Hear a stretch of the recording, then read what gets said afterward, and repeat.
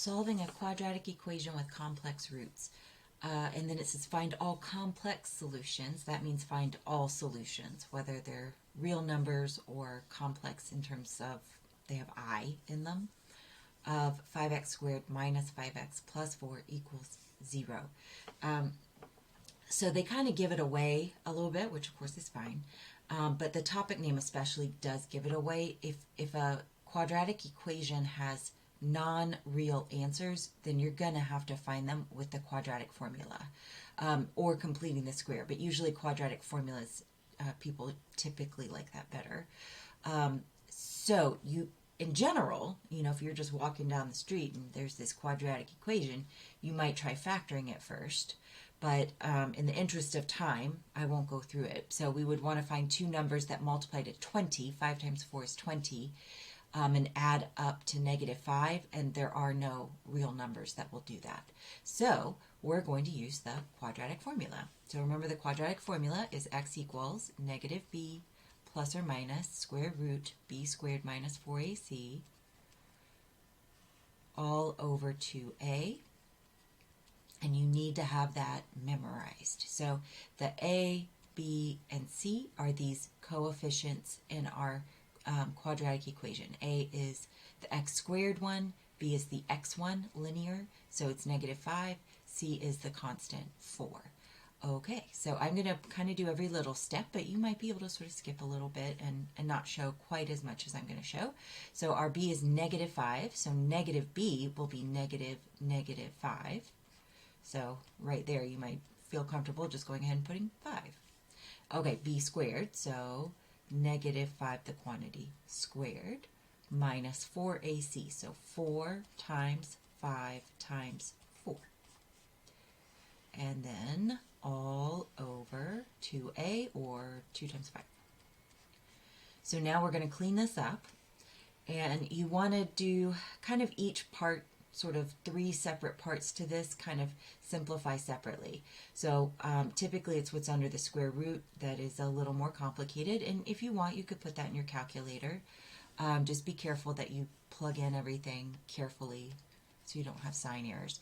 Anyway, so we're going to have 5 plus or minus square root. Okay, so I think we're going to have 25, and then minus 4 times 5 times 4, so that's going to be 20, I think 80. So we are going to get a negative number under here, which kind of makes sense with what the name of this topic is. So, okay, what is 25 minus 80? I think it's -55. Yeah, I think that's right.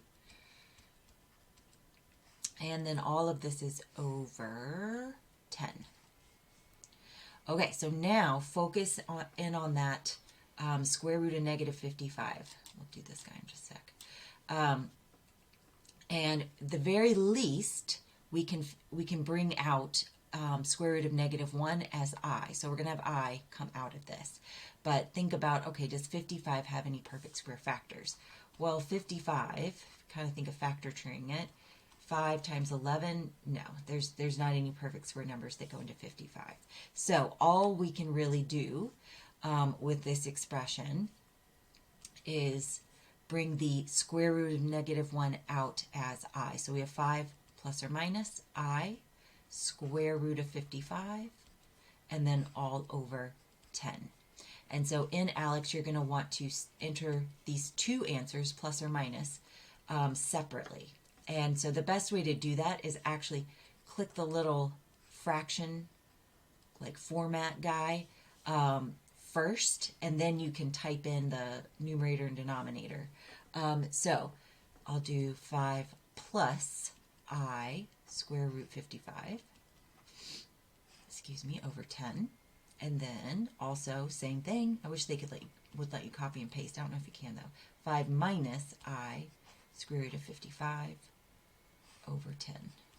Be nice to be able to copy and paste and just change the plus to a minus, but anyway. It's totally fine if you have the I on the other side of the square root, like if you have it as 5 plus square root of 55, I, and then over 10. You just have to be really careful that you've arrowed out or you've clicked outside of that square root so that the I is not up under the root with the 55. So I think it's safer to just put it in front. Okay, so I'm going to do one more. And this one we're going to see how sometimes, oops, we have to simplify just a little bit more. Okay, so very similar to the previous one. To get started, everything is, it's all multiplied out. We can immediately see that our A is 5 again, B is -6, and C is 2. So x equals negative B plus or minus square root B squared minus 4AC all over 2A. So I'm going to do this one just a little bit faster. -6 is 6, and then plus or minus square root. So b squared -6 squared is going to be positive 36 minus 4, I'll just write this out, times 5 times 2. And then all over 2 times 5 is 10. Okay, so we have 36 minus 40. So 6 plus or minus square root. 36 minus 40 would be -4 all over 10. So -4, well, -4 isn't, I guess, but 4 is a perfect square.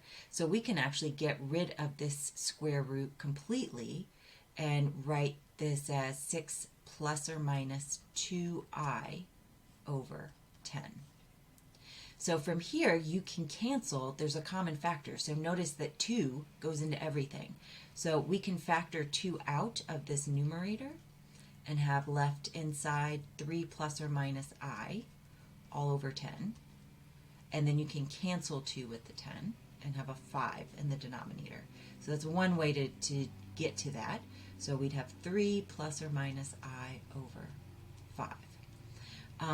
The other way that you could do it is to go ahead and write this as 2 separate fractions over 10, 6 over 10, and then plus or minus 2i over 10, and just simplify each fraction individually. So you'll get 3/5, and then the 2 and the 10 cancel, so like I over 5. Alex will accept it either way. They might like give you something like, it's actually better if you do it this way, but it doesn't matter, and it'll count it right. Just remember that you do have to put in each of these answers separately. There's not a plus or minus button that you can click.